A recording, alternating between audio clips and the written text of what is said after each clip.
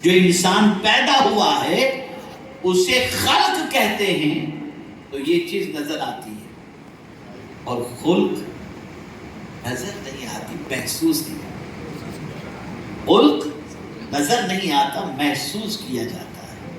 بھئی سچ بولنا نظر نہیں آتا، محسوس کیا جاتا ہے، یہ محسوس کیا جاتا ہے، خلق محسوس کیا جاتا ہے۔ اے رسول اعظم صلی اللہ تعالی علیہ وسلم کے دیوانوں، تھوڑا سا آگے بڑھ کر کے عرض کروں تو آقا کریم صلی اللہ تعالی علیہ وسلم نے ارشاد فرمایا، قیامت کے دن میزان کے اندر جو سب سے زیادہ وزنی چیز ہوگی وہ اچھے اخلاق ہوں۔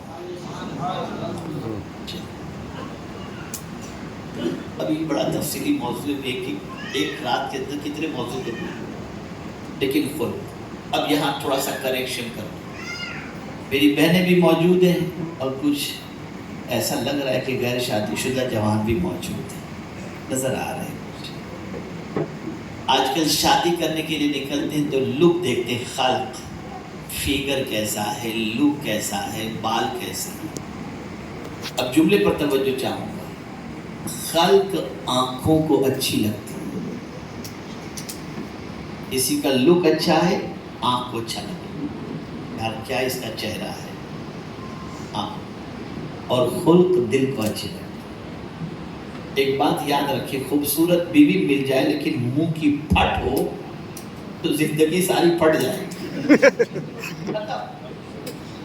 لیکن چہرے کی رنگت اس کی کالی ہو لیکن اخلاق تو اس کے اتنے اچھے ہوں کہ گھر جب شوہر پہنچے تو مسکراتے ہوئے ویلکم کرے، شوہر کی امانت میں خیانت نہ کرے، شوہر کا بھرپور خیال رکھے، شوہر کی خوشی میں خوش رہے، شوہر کے غم میں غمگین رہے، تو اس شخص کی زندگی پوری جنت بن جائے گی۔ سبحان اللہ۔ اس لیے حضور نے فرمایا کہ شادی کرنے سے پہلے آدمی 4 چیزوں کو دیکھتا ہے، خوبصورتی کو دیکھتا ہے، مال کو دیکھتا ہے، نسب کو دیکھتا ہے، اور دین کو دیکھتا ہے۔ حضور فرماتے تم دین کو دیکھنا، دین کو پرائیورٹی دینا، تاکہ تمہاری زندگی جہنم نہ بن جائے۔ تو میرے پیارے آقا صلی اللہ علیہ وسلم کے پیارے دیوانوں، نہ اتنا علم ہے، نہ اتنی کیپیسٹی ہے، نہ اتنی توانائی ہے کہ اور مزید میں آگے بڑھا سکوں۔ انہی کلمات خیر پر میں اپنی گفتگو کو ختم کرتے ہوئے، میری گفتگو ختم کرتے ہوئے میں آپ سے عرض کروں گا کہ ہم اور آپ بہت خوش نصیب ہیں۔ ایک صاحب فیض بزرگ حضرت حمزہ شاہ رحمۃ اللہ تعالی علیہ نے آج ہمیں اپنے جوار رحمت میں آنے کا موقع عطا فرمایا ہے، آمین، اور ان کے فیضان سے مالا مال ہونے کی ہمیں توفیق نصیب فرمائی، آمین۔ علامہ امتیاز مصباحی صاحب قبلہ ماشاءاللہ یہاں کے خطیب و امام ہیں، اور ان کے ساتھ جو رفقا ہیں، بڑا اچھا ان لوگوں نے اسٹینڈ اور پلان بنایا ہے۔ جیتے جی تو انسان جینے والوں کے لیے گھر تو بناتا ہے، لیکن وہ شخص کتنا عظیم ہوگا جو مرنے والوں کے لیے انتظام کرتا ہے۔ سبحان اللہ۔ تو یہاں کی کمیٹی نے ایک جگہ خریدی ہے قبرستان کی، اور ظاہر سی بات ہے کہ قبرستان کے اندر مردے دفنائے جاتے ہیں۔ اب تو ایسی پوزیشن ہے کہ اللہ رحم و کرم فرمائے، بہت سارے علاقے ایسے ہیں جہاں پر دفن کرنے کے لیے بھی مسئلہ ہو رہا ہے۔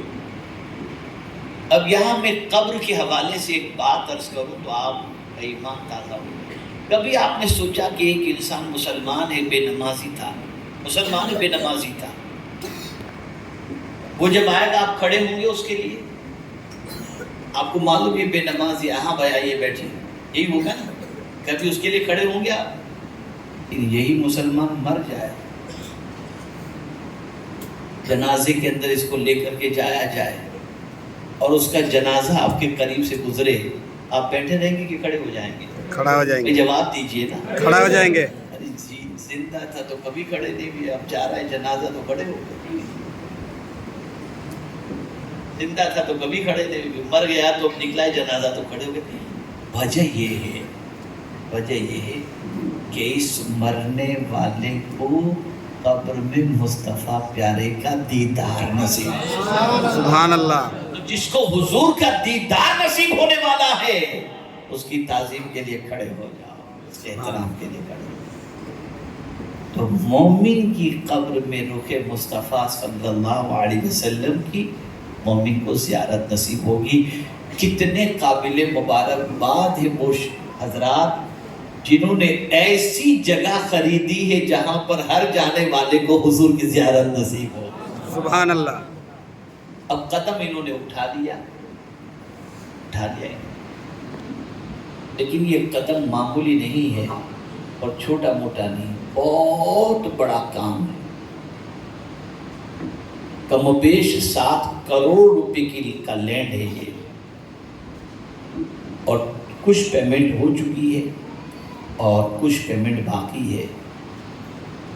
آپ صرف اتنا سوچو، گھر کسی کو اگر آپ دلا دیتے ہو تو اس کا اتنا ثواب ہے، تو جس کو مرنے کے بعد کے لیے جس کے لیے آپ انتظام کرتے ہو اس کا ثواب کتنا ہوگا. تو اے رسول اعظم صلی اللہ علیہ وسلم کے دیوانوں، اپنے لیے، اپنے مرحومین کے لیے اور بزرگان دین کی بارگاہ میں ایصال ثواب کی غرض سے آپ جتنا بھی ہو سکے زیادہ سے زیادہ اپنی بساط سے بھی آپ زیادہ کوشش کریں کہ اس قبرستان کی زمین کے لینے کے سلسلے میں جو رقم کی ضرورت ہے اس رقم کو آپ فلفل کریں، اسے پوری کرنے کی کوشش کریں. ورنہ ہر شخص کم از کم اتنا تو ضرور کرے کہ 7,000 روپے جو ہے ایک اسکوائر میٹر، 7,000 روپے ایک اسکوائر میٹر کا ہے. آپ سے جتنے اسکوائر میٹر ہو سکے آپ اس کے جو ہے پیسے دیں، ادھر جمع کرائیں تاکہ جو ہے وہ قبرستان کی زمین جلدی سے حاصل ہو جائے اور پھر اس کے بعد مومنین کا مرنے کے بعد کا ٹھکانہ بن جائے. جس نے دنیا میں